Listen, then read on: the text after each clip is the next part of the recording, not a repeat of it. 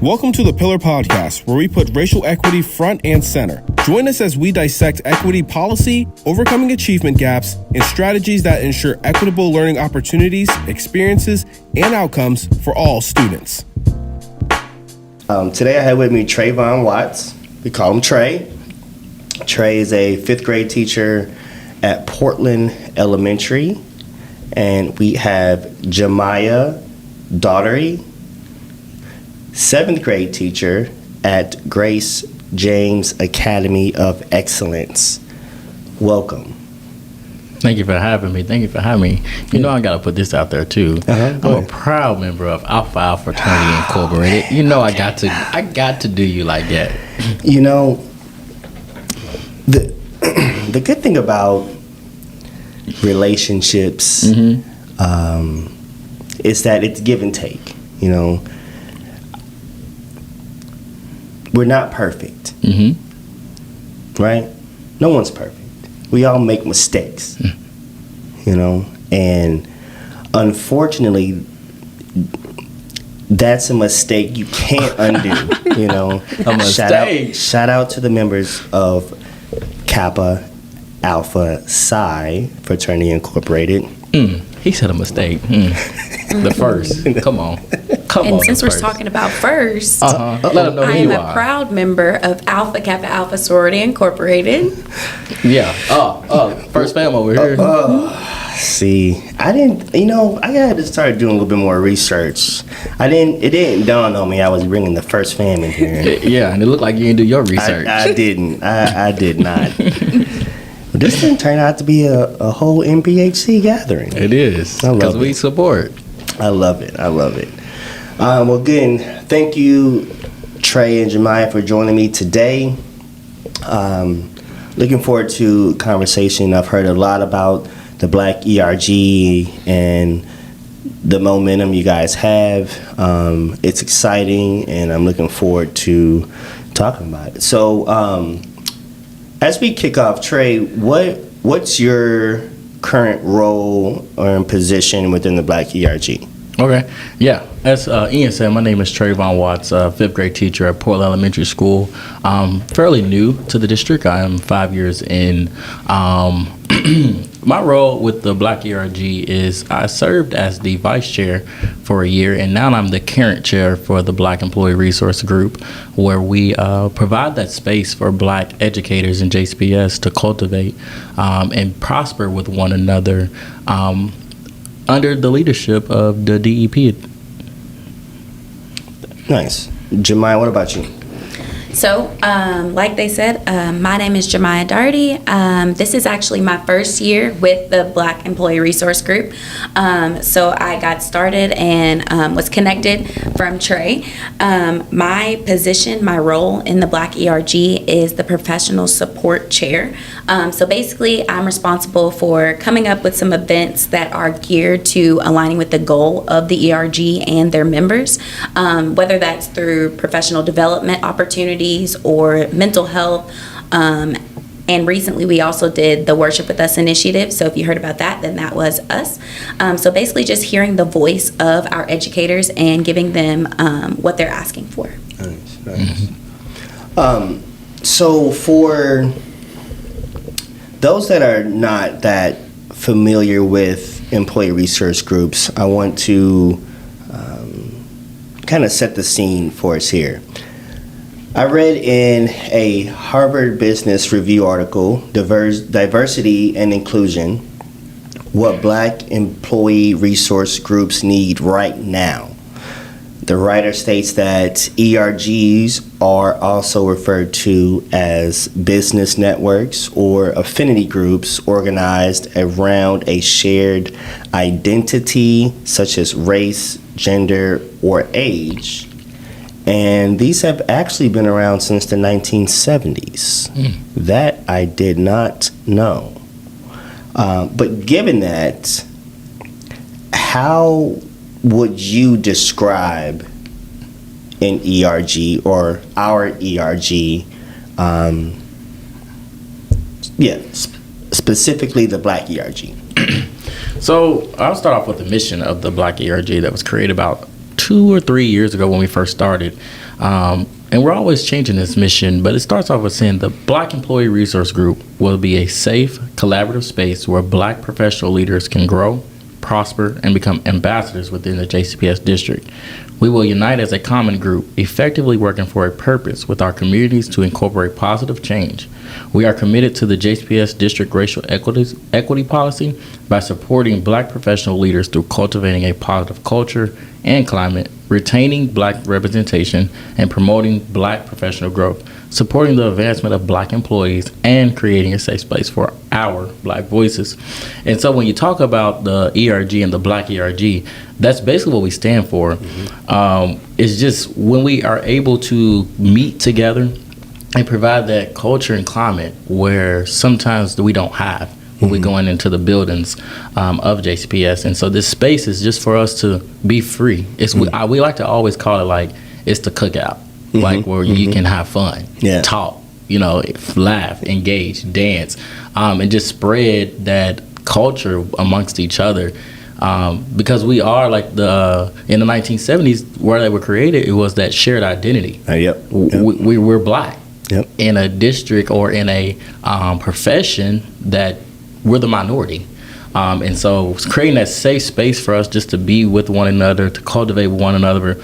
But one thing I also like about the ERG and their mission is iron sharpen iron.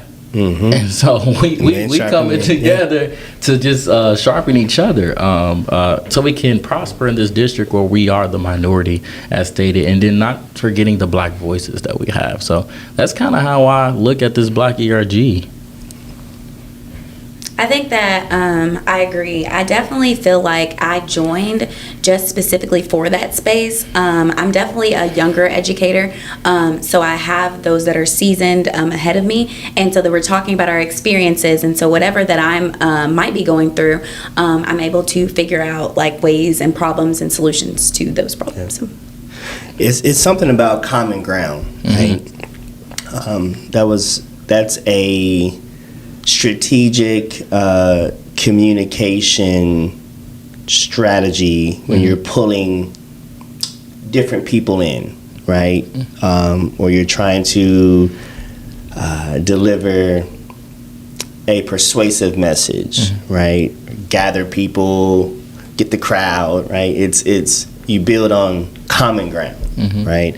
And I think that's something that the Black ERG has in its DNA, right? You describe it as the cookout. Yeah. And it's just kind of unspoken, right? Those who are invited to the cookout typically know how to act at the cookout. Yeah. It's a commonality that it's one of those what's understood doesn't have to be explained, right? It's a safe space. It's a safe space, correct. Why did you join, Trey? Say it again. Why did you join the Black ERG? Why did I join? I actually was, I don't know, I'm always trying to sharpen my leadership skills, find ways to figure out where I can fit in. And somehow, some way, I don't know how, but this ERG start launch came across my email. And y'all know at JCPS, we get so many emails. Email day after day after day. But somehow this ERG came across and they were launching it. And I was like, oh, I'm interested in that. Let's see what it is. Didn't know nobody that was doing it. Didn't know the person that sent it. And so I did it and looked at it. And we had our first meeting over the summer. I forget what year it was. And from there, I was like, yeah, this is the space I need to be at because in my school where I'm at now, I didn't see too many look like me. Yeah. And I said, okay, this is where I can find the people that look like me, where we can just learn from each other. And so that's why I really joined, just to see what was out there outside of my four walls in the largest district in Kentucky. And then didn't know when I joined I was going to be the vice chair, and then moved into the chair. That's how it always happens, right? That's how you just don't know. It happens so quickly, and so that's why. And then we've grown over the years within our goals of like recruitment and retention and professional support, and so that's kind of why I joined. Yeah. So you guys have been very active, very busy. I know I get a lot of emails about events. You've had a number of events this year, like the Worship with Us series, the Winter Extravaganza, Soul of Christmas. Tell us a little bit about these events. What was the purpose? What was the goal? What was the experience like? Okay, so with the Worship with Us series, our goal there was just for us to be able to connect with other ERG members on a deeper level, a more spiritual level. So we were able to reach out to the members and have them fill out if they wanted us to come and visit their churches. And then we invited also the members. So it wasn't just the e-board that was going to these churches, it was also our members. Gotcha. So we were trying to connect with them beyond JCPS, beyond the school system, beyond the district, thinking about other ways where we can connect with them and get to know them on a different level. I call it the break bread. I mean, we're breaking bread with each other. Yeah. We coming to the cookout, so let's break bread with each other. Yeah. And the Winter Extravaganza, you spoke on that. We first started that last year, and it was just like an idea that I came up with. I said, let's celebrate. I mean, because at that time, educators are done. We burnt out. We tapped out. Yeah. So let's come together and just celebrate the season. And we call it the holiday because of the inclusive environment that we have. And so that's just a time for us just to vibe, chill, party, and let us remind us that we're almost at the finish line for the first semester. Right. And we did just that. Hey, we did just like that. I got an email yesterday that was from a person that attended and was like, thank you. Yeah. Thank you. She said during this season, there's so much seasonal depression. And she just thanked us for having that event. And so if y'all missed it this year, please make sure y'all be there next year because we going even better than this year.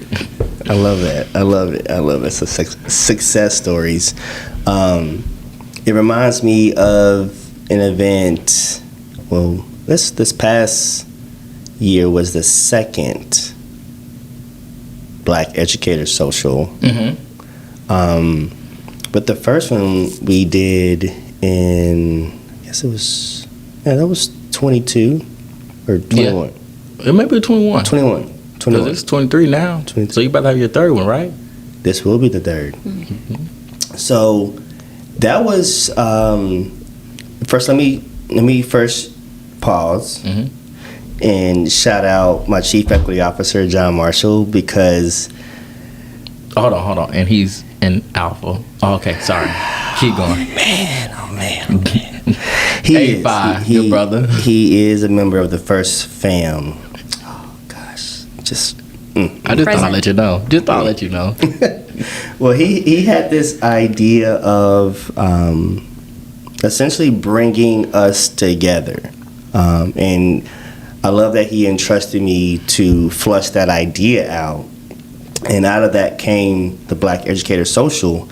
And to be honest, man, when I sent the invitation out, I was expecting 30, maybe 40 people. There was over 300 of us that came through the satellite office. Wow. I mean, it was on a flow, but I was completely overwhelmed in a good way. And just to your point, the emails after the event, you're doing this again next year, right? You don't really know how much you need R&R until you get it. Yeah.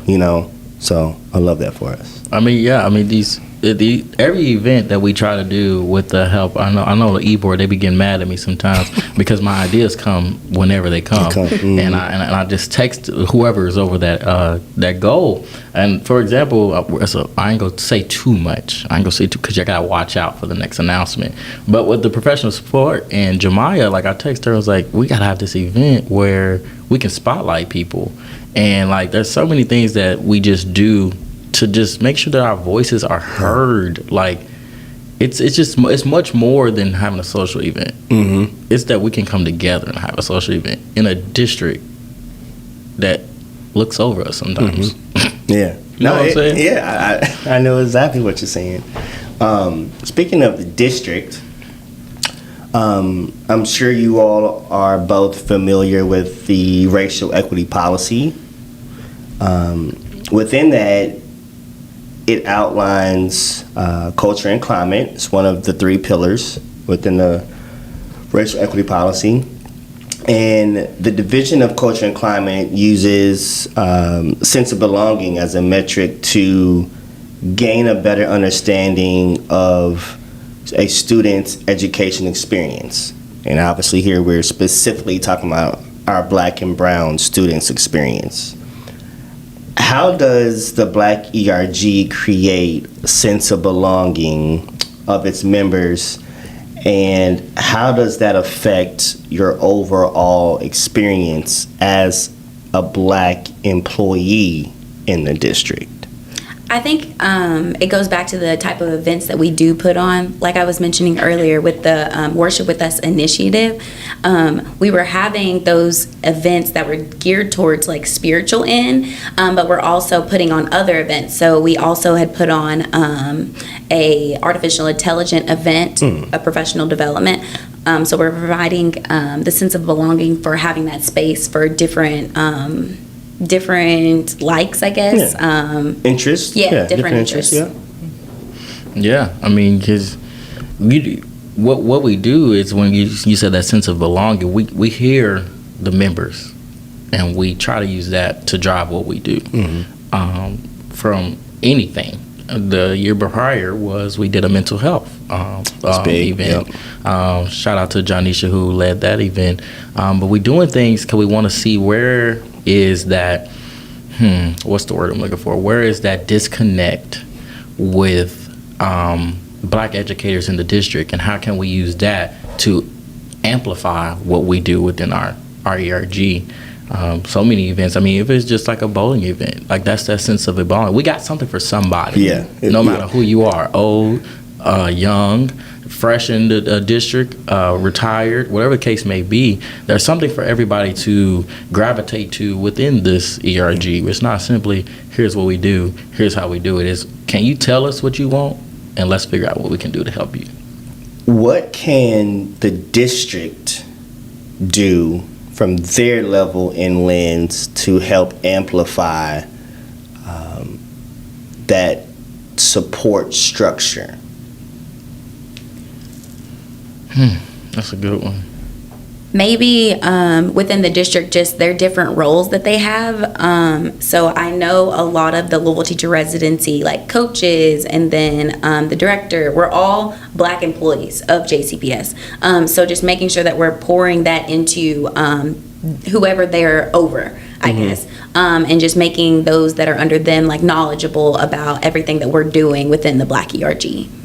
Yeah, I have to build on that. You're right, because it's like we are all Black employees of JCPS, and so that support that we need is your attendance. Let's start there. Attendance, being there, just being present. Yeah, being present. Yeah. I mean, you had to climb the ladder. We climbed the ladder.